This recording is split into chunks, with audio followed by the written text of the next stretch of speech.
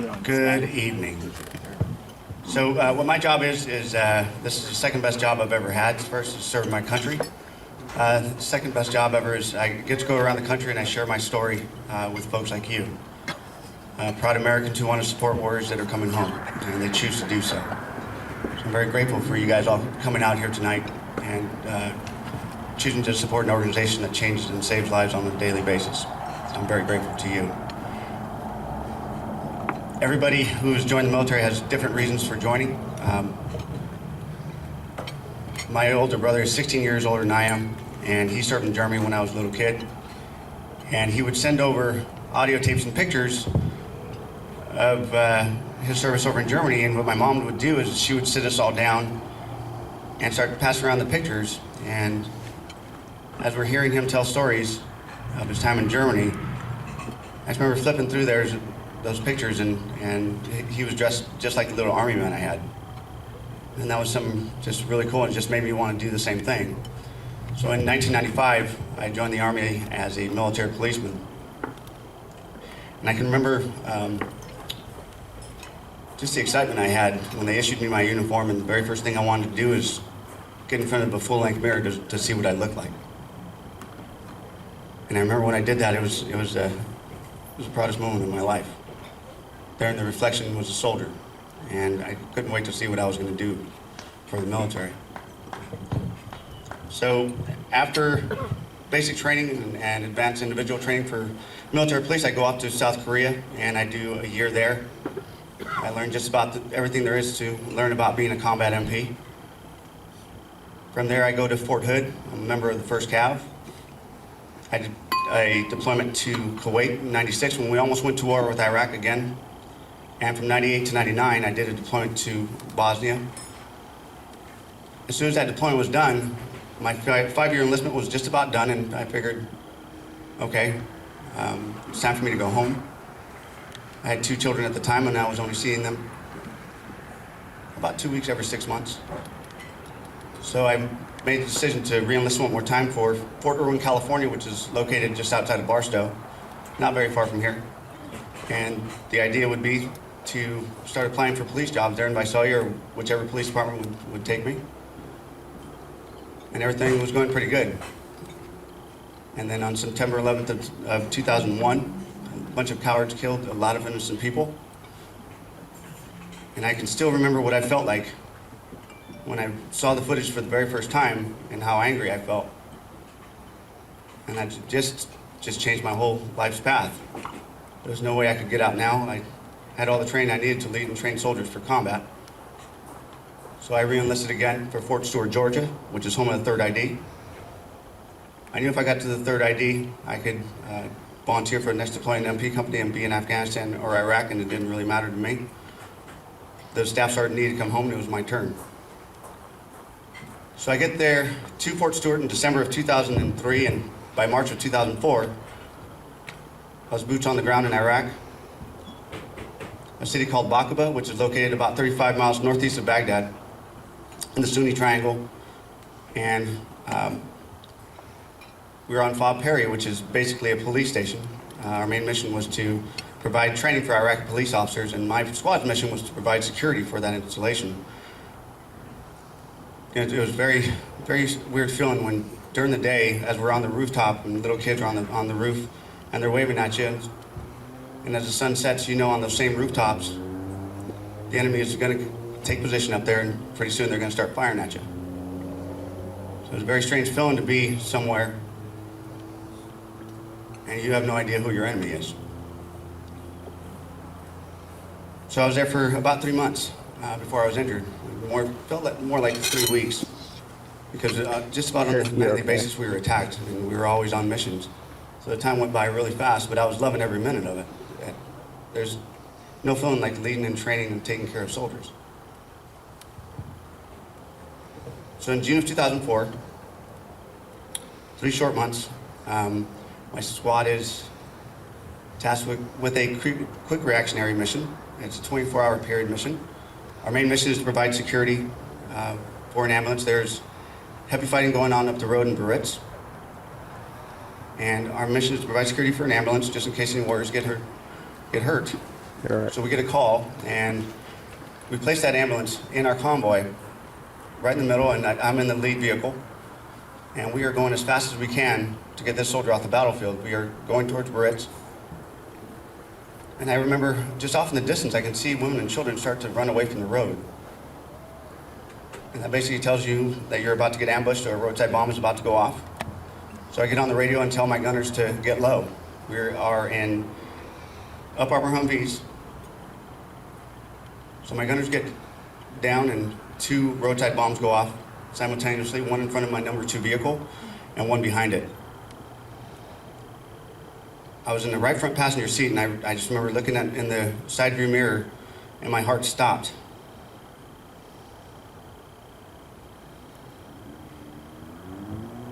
The team leader gets on the radio and he says, "We're all fine. I just bought all the tires." And I breathe a sigh of relief. We have run flat tires on those up armor Humvees, and we still have a soldier on the battlefield, so we go towards the battle. We get into the battle. My gunners are now engaging the enemy as well, as we're taking this soldier from a Bradley and putting him into the ambulance, and away we go to take this soldier to the hospital. We get to the hospital, we drop off the soldier, and I talk it over with my team leaders, and I say, "This route is now hot, we need to take a different one," and they agree. So we go through a part of a city that's very heavily populated.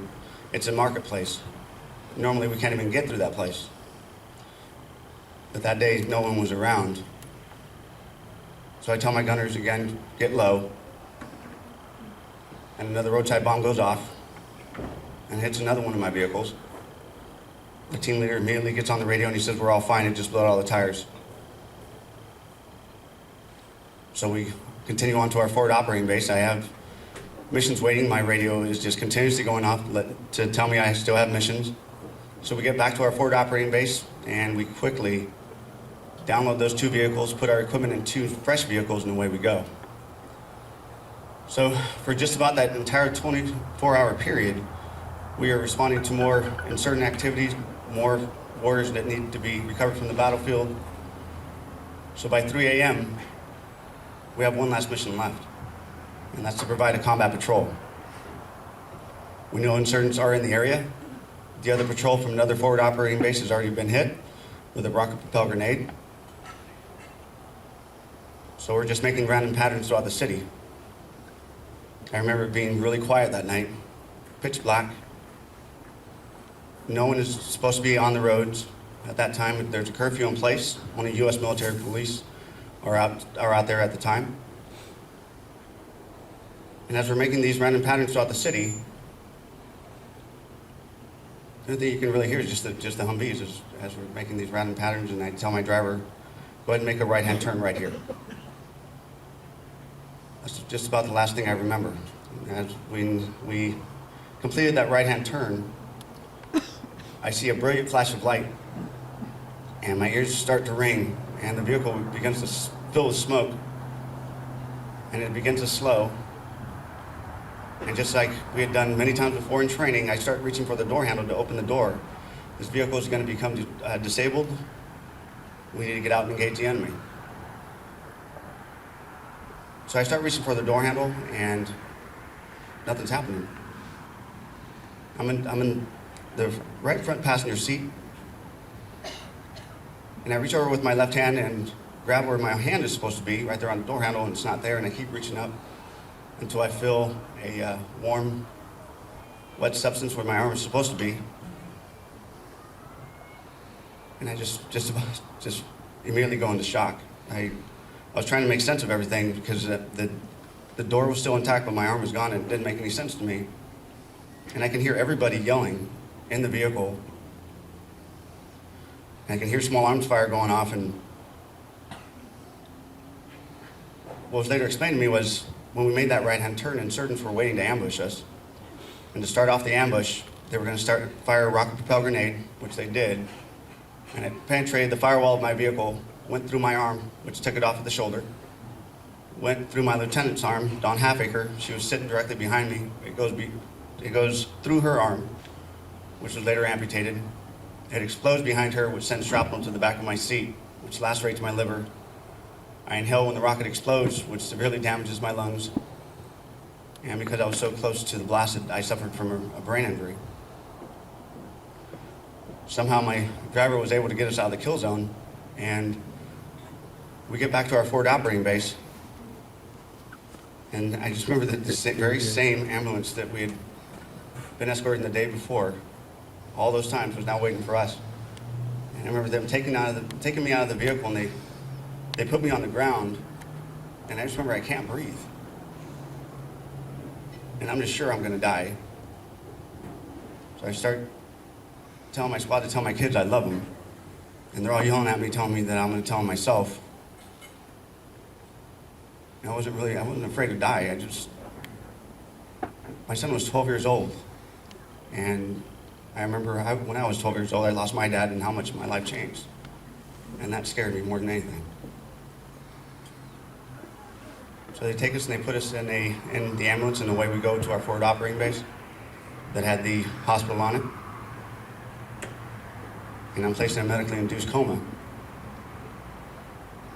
Shortly after, they notify my family and let them know that I've been flatlining this whole time, and they keep bringing me back, but I'm probably not going to make it. So they're going to fly my family over to Germany to tell me goodbye. They'll keep me alive until they get there. And they sit with me for 3 weeks.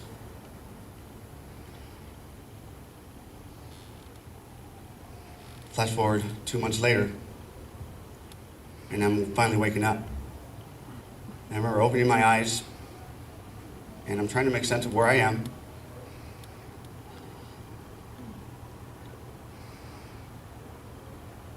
Because of the brain injury and because of the high level of medication I'm on, nothing is making sense. The only thing that keeps going through my mind is this nightmare and where I lost my arm. And then it slowly starts to settle in where I am, why I'm there. And I look down, and there's this bandage right there instead of my arm. I'm 31 years old.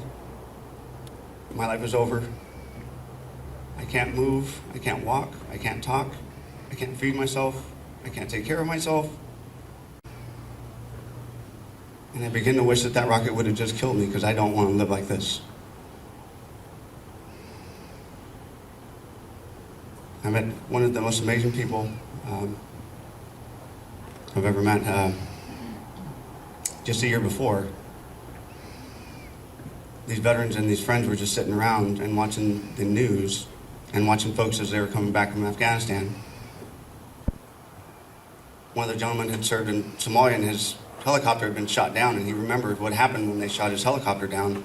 They cut off all his clothes, and he arrived back in the States with nothing, so they came up with an idea. Why don't we just take him backpacks full of clothing? So they did. They took 20 backpacks to Walter Reed Medical Center, and in those backpacks was clothing and a calling card to call home. They drop off 20, and Walter Reed calls them back the next day and says, "Can you please do that again?" And they keep doing it. And there I am at Walter Reed, opening my eyes, and there is one of those backpacks and a gentleman thanking me for my service and for my sacrifice for our country. He says, "It's going to take you a minute, but you are going to get better. Here's my card. If you or your family need anything from this moment forward, we will always be here for you." And I had no idea what that meant. For 5 months, I had to learn how to walk again and how to talk again, how to take care of myself.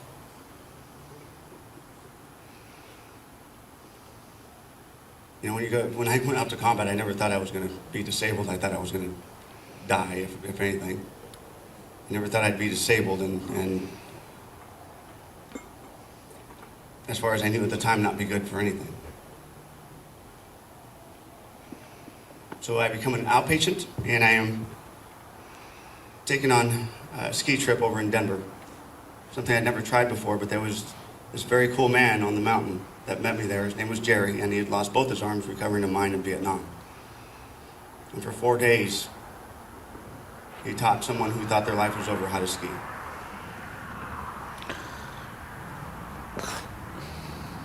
I remember on the fourth day making these S-turns down the hill and starting to smile again. And then when I get back to Walter Reed, I'm starting to think, well, if I can do that, what else can I do? So they took me whitewater rafting and rock climbing, and they helped me overcome these challenges in my life. And they introduced me to one of the coolest games on earth, which is golf. I still get a kick out of this, but when I look over and somebody's doing a little tally on the score and they realize they just got beat by a one-armed man, that is awesome.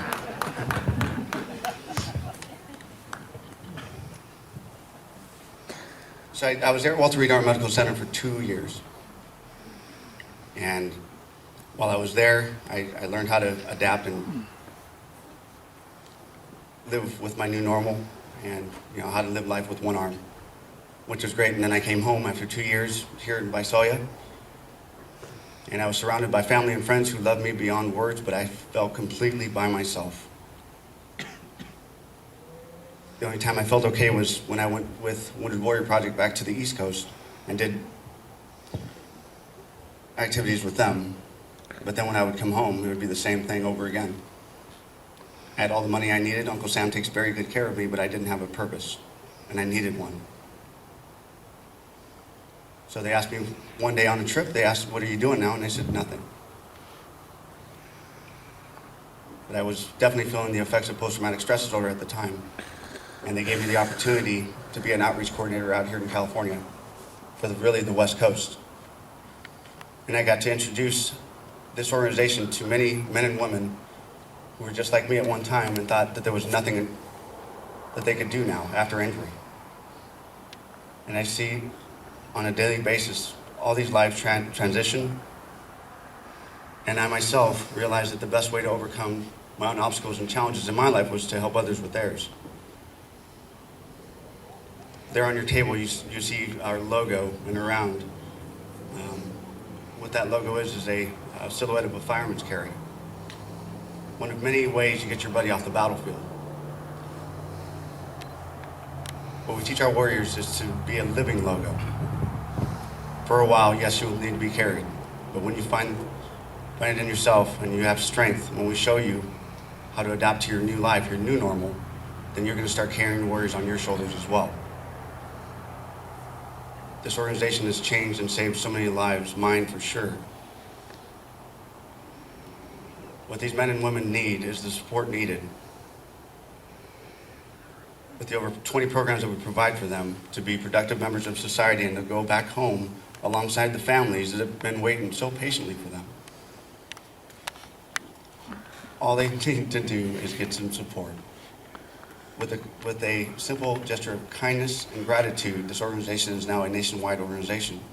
After 10 years, when this government shutdown was going on, and 3.8 million veterans didn't expect a paycheck, the 40,000 wounded warriors and their families had support from Wounded Warrior Project. We were prepared to make a $20 million available for these wounded warriors, so that at least we could help. When the government was going to let them down, we were not.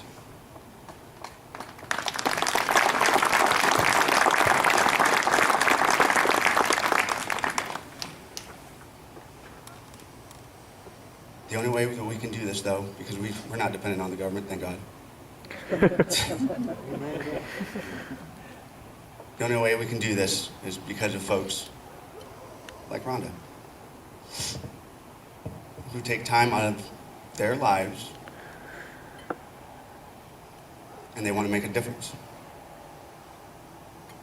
Folks like you who are in this room who are proud Americans and are proud of the service and sacrifices being made on a daily basis and want to know, how can I help? Each and every one of you in this room is making a difference, and each and every one of you out here are carrying warriors whether you know it or not. You are helping to fuel these programs.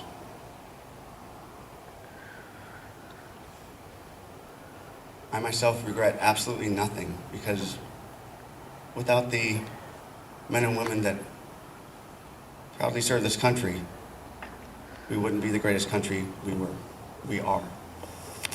We are dependent on, thank you, we are dependent on the men and women who choose to wear that uniform.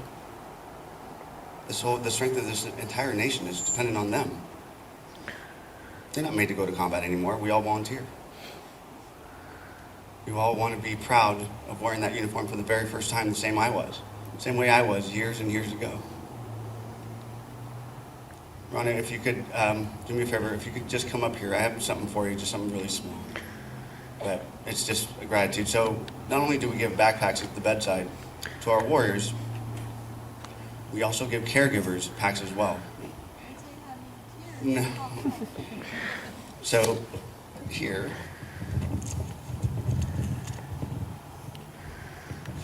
So what we've done within the Warrior Project, we realize that the warriors aren't the only ones that are going through what they're going through. Their families need support as well.